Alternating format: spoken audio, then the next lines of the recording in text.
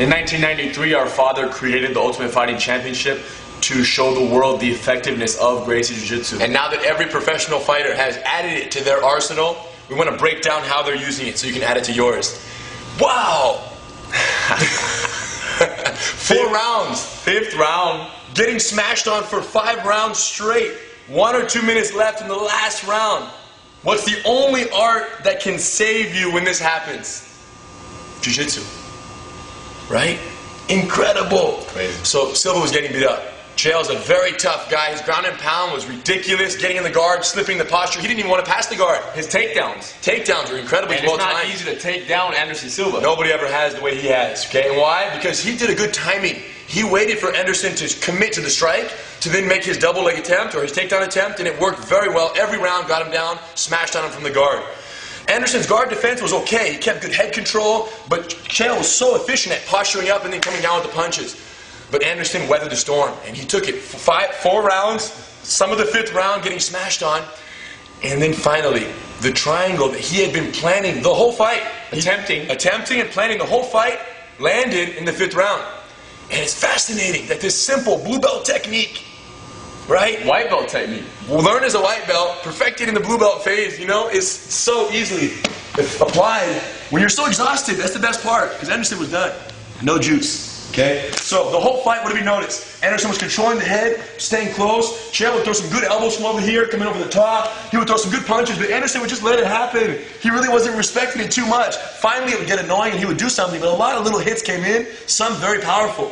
Now, early in the fight, you saw one time Chael jumped this leg over, but Anderson Anderson jumped it, but Chael kind of framed the leg, then slipped his head out, and then Anderson would come right back to the guard. So Chael was in tune to the triangle. Chael has been doing his research, his jiu-jitsu himself, of course, right? You can't survive jiu-jitsu unless you know what to watch out for. So his jiu-jitsu is nice.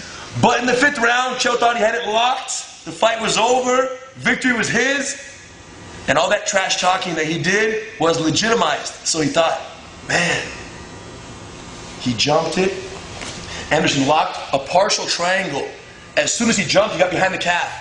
He knew that was golden. He quickly went, got his shin right here, and locked the full triangle. Anderson knew it was game over at that point.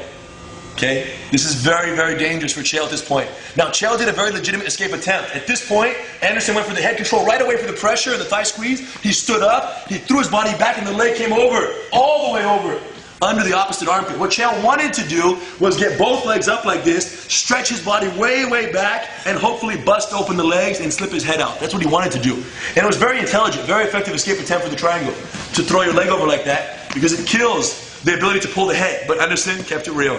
He certainly did. As he stood up and put this leg up, throw it over, he went from the head, the leg somehow got over in the armpit right here, but he ended up with Chael's arm. And he went straight for the triangle armbar finish. Applied the pressure right here.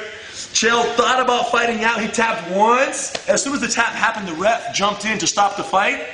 Chael, the tap was what we call the Brazilian tap, where you tap once, you hope the referee intervenes, and then once the guy lets go, you keep fighting and try to keep going, which is what Chael tried to do. Is Chael Brazilian? No, but he learned from the Brazilians the way. So that's the bottom line. He used the Brazilian tap. It didn't work. The truth is, he did tap maybe once, 1.5 times. And this is the same thing that Fabrício Verdun used with Fedor. Yeah, Fedor fell for the same arm lock triangle combination. Like, you can't escape both. If the triangle is locked and they're about to escape that, the arm is usually within range. Yes. As soon as their head is out of reach or they're trying to slip out, the arm is right there to follow up. So you put pressure with the hips, he tapped and he had to respect it. Very legitimate. It's almost like the legs over the body were helping the arm lock pressure. Yeah, for sure. Because if he had no legs over the body, he could have went back forward and possibly been choked. So what's the lesson to be learned? For Chael, next time he ends up in the same situation, get me here, bro. So look at the triangle, how basic. He had the head, he just held the wrist. All Anderson had to do is get that leg past Chael's elbow to then cross the feet to a full lockup right there, boom.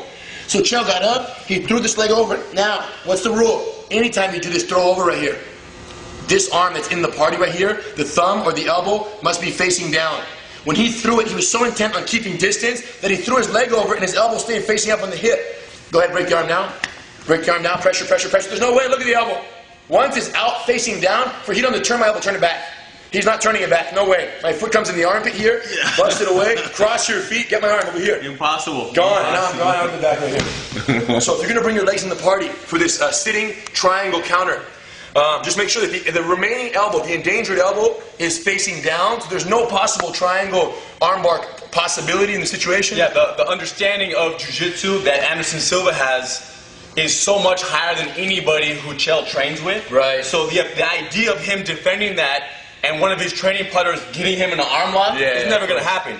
Everybody who gets him in a triangle, gets him in a weak triangle, he just slips out. Anderson Silva is the most devastating striker in the history of the UFC and all of MMA pound for pound.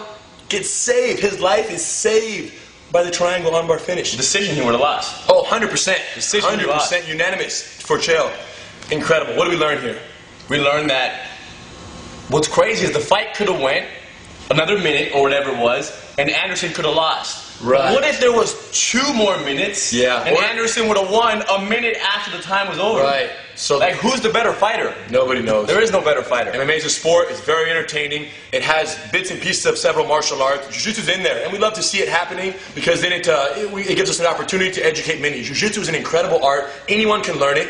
It has lots of spectators, but not enough students. The art needs more students. If you try it, it will not let you down. Guaranteed. Where can they try it? Go to GracieUniversity.com. If you're too intimidated to go to a martial arts school, go to GracieUniversity.com. Watch the first lesson of the Gracie Academy curriculum for free. If you like that, and you're like, wow, this is a cool breakdown, this makes sense, I understand, I want to try this as an art, go to one of our certified training centers, tell them he don't send you, they'll let you try it for free. And if you don't like it, you get your money back. If you don't like it, let me know why. 100%. Morgan, keep it real. Have fun out there. Be safe. Thanks for representing, bro. Thanks for the dedication as a student, as an assistant instructor, making it happen. Our friend Morgan is joining the U.S. Army, and we know he's going to keep it real on the other side, bro, for sure. We'll see him soon. Thanks for everything, bro.